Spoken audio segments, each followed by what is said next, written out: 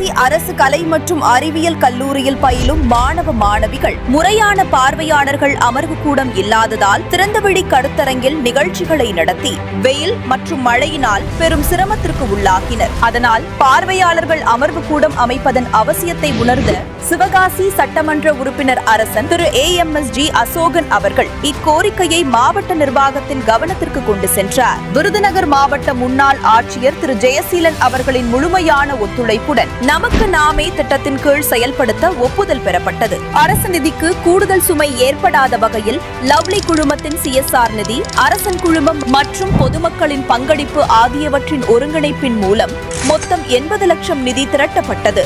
இதன் தொடர்ச்சியாக கடந்த 26 டிசம்பர் 2024 அன்று சிவகாசி அரசு கல்லூரியில் நடைபெற்ற நிகழ்வில் புதிய பார்வையாளர்கள் அமர்வு கூடம் அமைக்கும் பணிக்கான அடிக்கல் நாட்டப்பட்டு கட்டுமான பணிகள் தொடங்கப்பட்டன.